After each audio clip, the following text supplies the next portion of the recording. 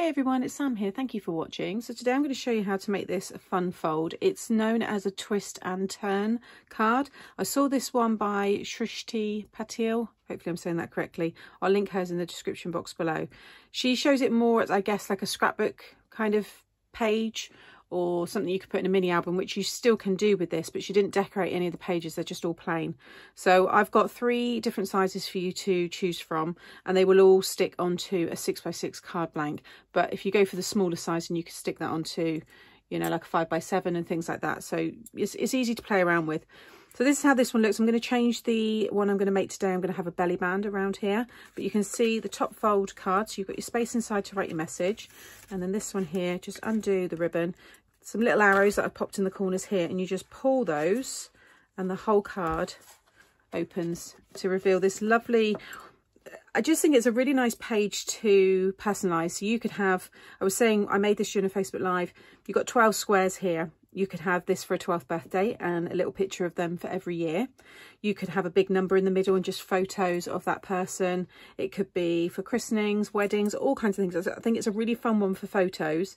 And then it all folds up into that size that you could then pop in a pocket in a mini album. You could put it onto a scrapbook layout. There's so many different ways to use this, but I thought it would be nice for Easter. So I've got these beautiful Easter images here, and I'll show you all of that in a moment. And then to push it back in, you have to make sure these are kind of all up like this, but you just bring one up, and as you bring it up, you can see it turns, and I guess that's where it gets the name. And then that one, and they all fold down together, and then I just tie that back off again. So it's a very easy card style to do, and you don't need any dies either for this one. So let's get started. So I was looking for Easter stamps, and I realised I got a lot of the Daisy Mae Easter collection from last year that I hadn't used. Well, I'd used some of it, but not all of it. So I've taken the Welcome Spring and the little Easter eggs here from this one, which is Spring is in the Air.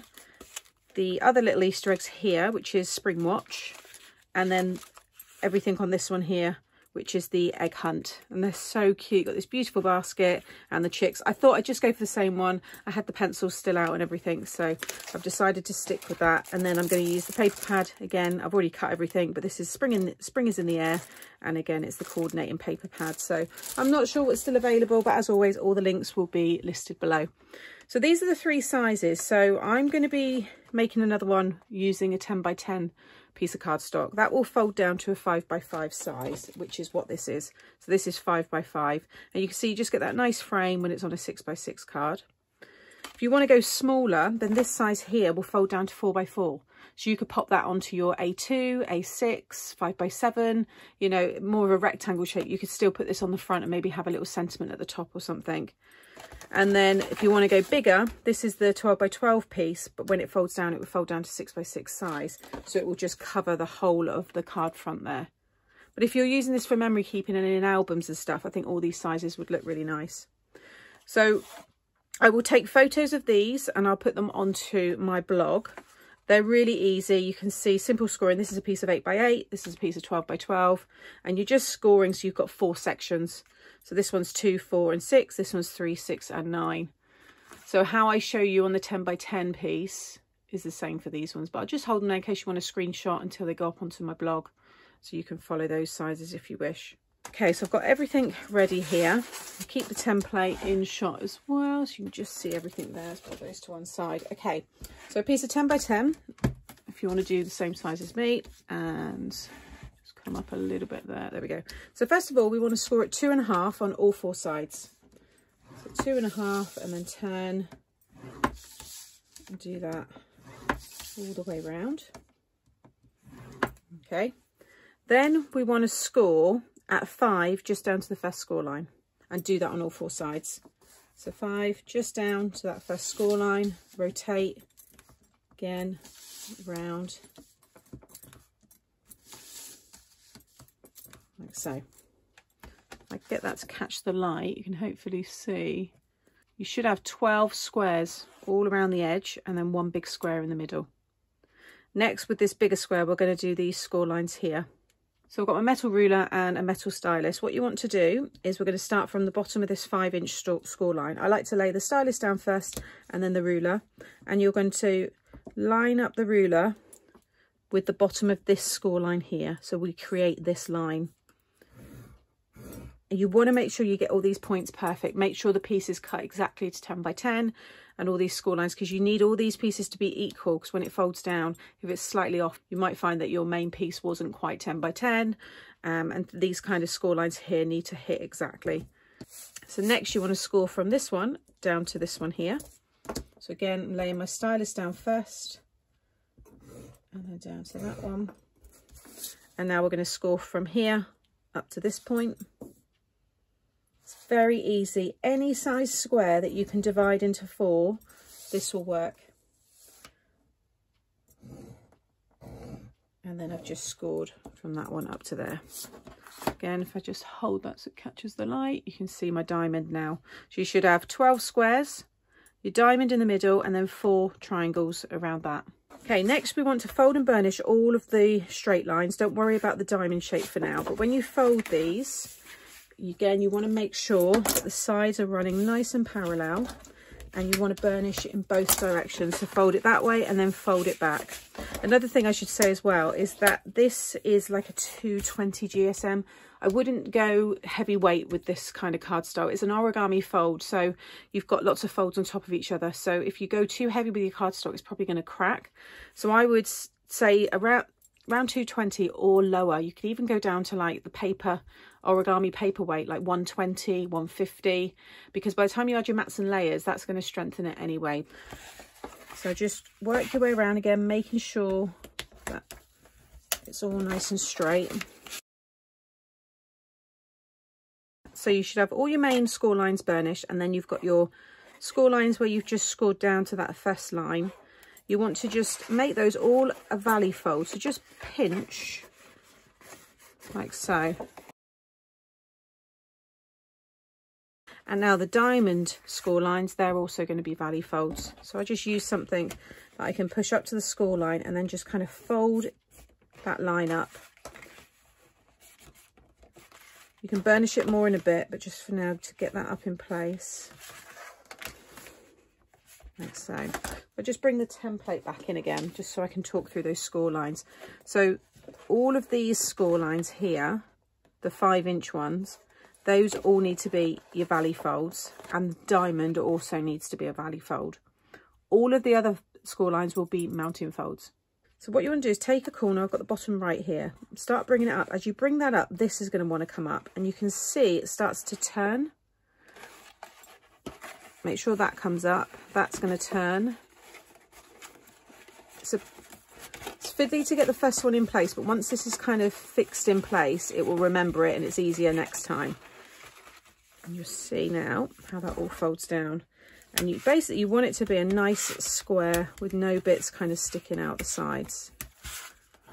Like so. If I just turn that over, give that now a good burnish, because you would have only just folded those slightly. And by doing this, you're now going to really help it remember that fold. Okay, so now just pull any corners, it doesn't matter. But you'll have much crisper score lines now. So that's how it's going to be when they kind of open it. So again, bring one up. As you bring that up, this side starts to come round, this side comes round, and then that side, and it all pops in. Okay. Now to decorate. So I've got my 6x6 card blank, and I've just covered the front and the inside with a piece of 5 3/4 squared. I've just used the papers from the pad. This piece is for my belly band, so we'll do that at the end. So I've got all my images here. So I've got that lovely main basket for the middle, and I'm going to do the layout slightly different on this one. So what I want to do, I'm going to do the pattern paper first. So these here, you want 8 pieces of 2 1/4 squared, and this time I'm going to have the blue polka dot on the corners. On the other one I had the plaid pattern here. In fact, if I lay that down flat now for a minute while we decorate it. Okay, so they're going to go there. And then I've got the other 4 in the plaid, so I think I'm going to do that one, that one, that one, and oh, hang on a minute, no, it's there, isn't it? There, there, and there.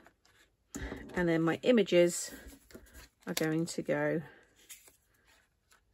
here, and again, these are 4 pieces of 2 1/4 squared. So let's do that one, that one and that one. I've then got 2 pieces of 2 by 2 squared, and you want to cut these in half on the diagonal, and they will fit into there. Now if you want to do mats and layers, just cut your pieces 1/4 inch smaller for the next layers, but you want to be careful of too much bulk, which is why I'm just sticking with a single layer. Also, I wouldn't recommend using a directional cardstock, because when you bring these up, they change their direction. So although they're the right way up now, when you go to fold them all down, for example, if I try and work it out, so say this is this bottom corner, that one I think is up here, so your design would be upside down. So it's best just sticking with something like that that will work in any direction. So I'm going to stick all of those down, and then we can move on to attaching it to the card and the belly band.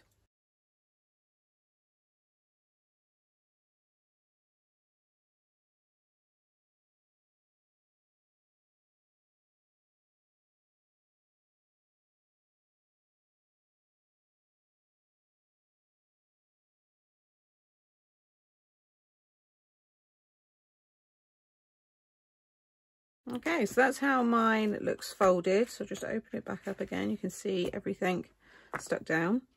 So again, just bring up the corner. You just need to make sure they're all up. These corners are all up, and then it would just all pop down. Okay. So remember which way up it is. I'm going to have to just open it again. I was doing this on the live, kept forgetting which way. Okay, so it's going to be a diamond shape on the back when you stick it down. But I want to stick this through the middle. So I'm going to add my glue along there. This is just a piece of scrap, so it's 12 by 1.5, I think. So I'm just going to stick that, flip that over, and just wrap it around just while it's drying, like so. And then I'm going to add my glue all over the triangle.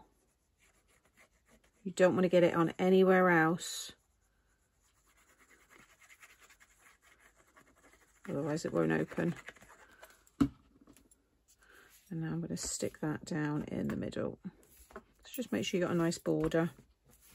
Give that all a minute to dry. You don't want to go pulling this open until that's completely dry, so I'm going to leave that for a minute.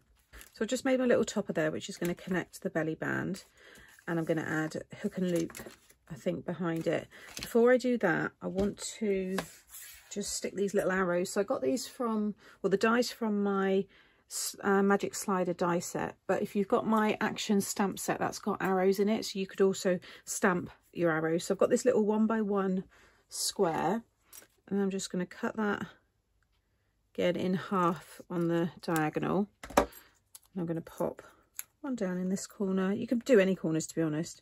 You could do all 4 if you wanted to, but I'm just going to do those 2, and then just have the pink over the top, because that pops against the white, and it all matches as well. But you might stamp an arrow or even the word pull as well. So I'm going to stick those down.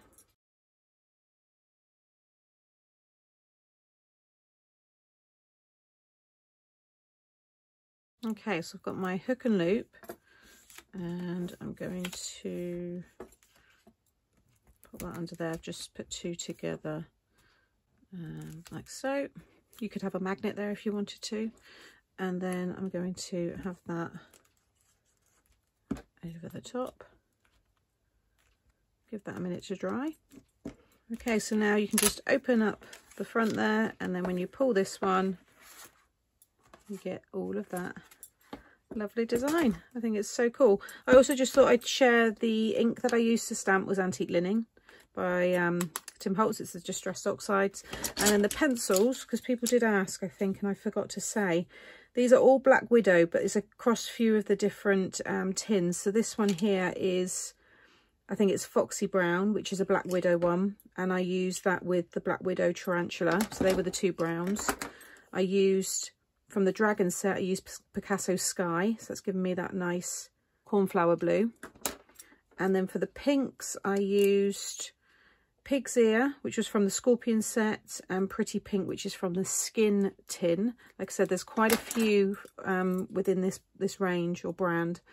From the Monarch set, I used Peach and and then gold, which is from the Cobra set for the yellows, and then I just use the grey, which is Grey Thorn, and that's from the, I think it's a skin tone possibly. So I've also got my little sentiment here, which I just want to pop up on a little bit of foam, because you can put a little bit of dimension in the middle. I wouldn't put too much, but I'm going to add the sentiment. There we go. And I'm going to use some of my accent glaze on all of the images as well. So if I just bring this one back in,